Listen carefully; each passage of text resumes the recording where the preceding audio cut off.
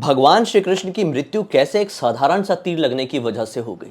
जी हाँ दोस्तों, बिल्कुल सही सुना आप लोगों ने। नमस्कार।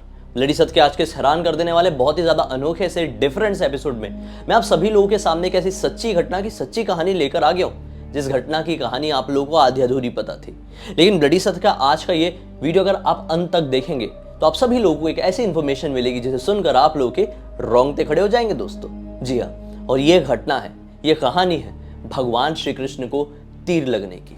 जी हाँ दोस्तों, आप लोगों ने ये बात जरूर सुने होंगे, ये कथा जरूर सुने होंगे कि किस प्रकार से भगवान श्री कृष्ण ने अपना देह त्याग किया था। लेकिन क्या आप लोगों के दिमाग में कभी ये प्रश्न नहीं उठता है कि भगवान श्री कृष्ण ने अपना अभेद शरीर, जिसको कोई भी अस्त्र या शस्त्र भेद नहीं सकता था, वो कैसे एक साधारण सा तीर लगने की वजह से त्याग दिए? सोचने वाली बात है ना। तो दरअसल दोस्तों, आइए इसी चीज को डिटेल में समझते हैं कि कैसे एक बहेलिये के साधारण से तीर की वजह से भगवान श्री कृष्ण को अपना देह त्याग करना पड़ गया।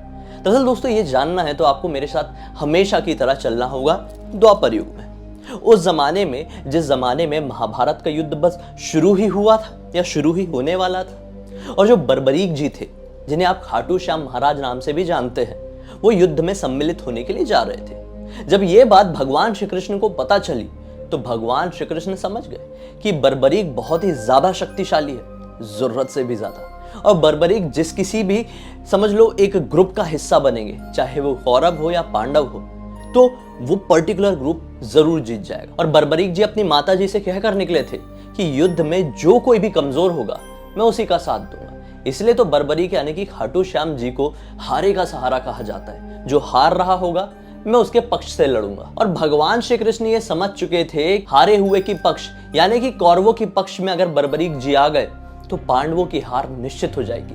और इधर पांडव जब हारने लगे तो बर्बरीक जी इधर पांडवों की तरफ आ जाएंगे, और फिर जब उधर कौरव हारने लगे तो फिर बर्बरीक जी कौरवों की तरफ चले जाएंगे। इस प्रकार से रणभूमि में सारे योद्धाओं की मृत्यु हो जाएगी और बचेंगे केवल एक ही, बर्बरीक जी। श्री कृष्ण जानते थे कि यह हो सकता है। इसीलिए भगवान श्री कृष्ण को जब पता चला कि बर्बरीक जी युद्ध लड़ने के लिए आ रहे हैं तो वो एक वन में गए और उन्होंने रास्ते में ही बर्बरीक जी को रोक लिया। उन्होंने बर्बरीक जी की परीक्षा लेना चाहिए। दरअसल बर्बरीक जी के पास 3 ऐसे तीर थे जो कि बहुत ही ज्यादा यूनिक थे, जिसकी कहानी मैं आप लोगों को मैं पहले एक वीडियो में बता चुका हूं। उस वीडियो का लिंक इस वीडियो के डिस्क्रिप्शन बॉक्स में डालने की कोशिश करूंगा, जिससे आप लोगों को इन्फॉर्मेशन मिल जाएगी। तो एक ऐसा तीर था जिस तीर से बर्बरीक जी ना, जिस किसी चीज को भी ऊपर निशाना साध ले तो वो तीर अपना काम खत्म करके ही लौटता। तो बर्बरीक जी की परीक्षा लेने के लिए भगवान श्री कृष्ण ने उनसे क्या बोले कि जो सामने पीपल का पेड़ दिखाई दे रहा है, अगर आप अपने एक तीर से इन सारे पत्तों को भेद दे तो मैं मान जाऊंगा कि आपसे ज्यादा शक्तिशाली कोई नहीं। बस बर्बरीक जी ने अपना तीर निकाला और चला दिया उस पीपल के पेड़ की तरफ। पीपल के पेड़ में बहुत सारे पत्ते लगे हुए थे, लेकिन एक पत्ता भगवान श्री कृष्ण ने उसी समय अपने पैर के नीचे छिपा लिया। उस तीर ने भी बिल्कुल यही किया। उस तीर ने हर एक पत्ते को भेद दिया। अब एक पत्ता बचा जो कि भगवान श्री कृष्ण के चरणों के नीचे था। वो तीर सीधे भगवान श्री कृष्ण के चरणों के पास आया। लेकिन जैसा मैंने आप लोगों को बताया कि भगवान श्री कृष्ण का शरीर था अभेद, कोई भी अस्त्र या शस्त्र इसे भेद नहीं सकता था। इसी वजह से वो तीर भगवान श्री कृष्ण के चरणों के पास आकर रुक गया, या फिर कह लो परिक्रमा करने लगा। ये चीज देखकर वहां पर माता आदि शक्ति प्रकट हो गई। दरअसल बर्बरीक जी को माता आदि शक्ति ने ही वरदान दिया था। इतनी शक्तियां माता आदि शक्ति ने ही बर्बरीक जी को दी थी। अब इस चीज की वजह से भगवान श्री कृष्ण ने देखे कि आदि शक्ति माता आ गई है, तो उन्होंने अपना पैर हटा लिया।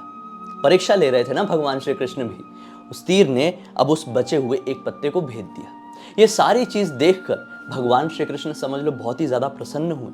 वो बर्बरीक जी को अपनी परीक्षा में पास होता हुआ देखकर और भी ज्यादा प्रसन्न हुए, और बर्बरीक जी और माता आदि शक्ति के सामने भगवान श्री कृष्ण ने यह कह दिया कि आज मैंने बर्बरीक की परीक्षा लेने के लिए यह किया था, लेकिन आज के बाद से मेरे ये शरीर का अंग सबसे ज्यादा कमजोर होगा, क्योंकि भगवान श्री कृष्ण ने अपने उस शरीर के अंग यानी कि उस पैर से बर्बरीक जी के उस पत्ते को ढक दिया था।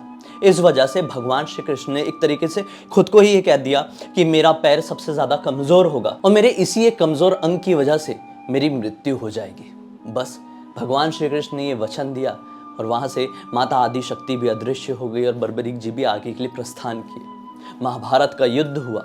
आप सभी लोगों को युद्ध का परिणाम पता है। जब युद्ध समाप्त हुआ तो गांधारी, जो कि कौरवों की माता थी, वो काफी ज्यादा व्याकुल हो गई, दुखी हो गई।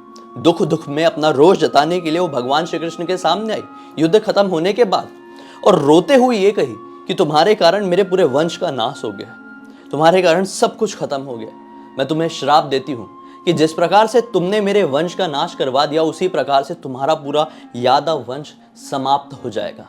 जब सब कुछ समाप्त हो जाएगा, तुम एक वन में विचरण कर रहे होंगे, बिल्कुल अकेले, और उस समय तुम्हारी मृत्यु बिल्कुल अकेले घोर वन में एक साधारण से बहेलिए के तीर मारने की वजह से हो जाएगी। बस भगवान श्री कृष्ण ने यह हंसते हंसते स्वीकार कर लिया, क्योंकि यह भी एक विधि का विधान था।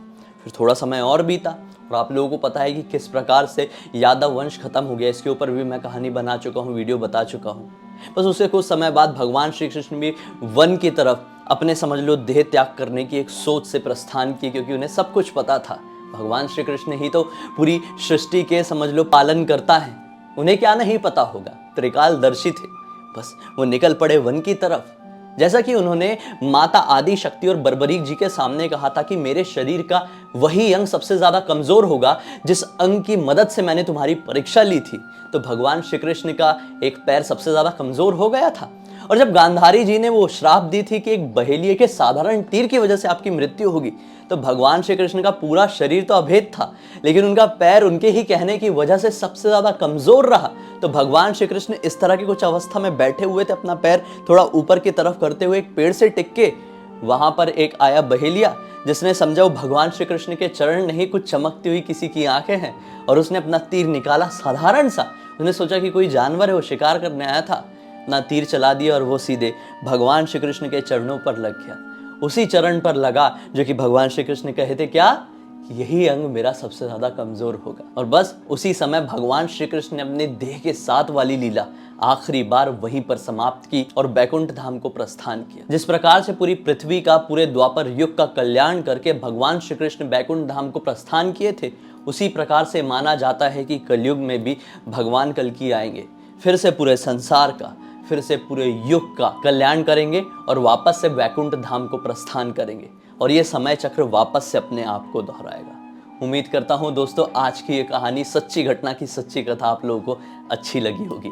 अच्छी लगी है, कुछ नया पता चला है, इंटरेस्ट आया है, तो वीडियो को लाइक जरूर कर देना, क्योंकि लाइक करेंगे, वीडियो को पुश मिलेगा तो हमारा कॉन्फिडेंस बढ़ेगा, आपका कुछ नहीं जाएगा। दोस्तों मुझे पहली बार देख रहे हो तो चैनल को सब्सक्राइब करके बेल आइकन दबा के ऑल के ऑप्शन में क्लिक करना है, क्योंकि इसी तरह के हैरान कर देने वाले अनोखे वीडियो डेली आप लोगों के सामने लेके आता रहता हूँ।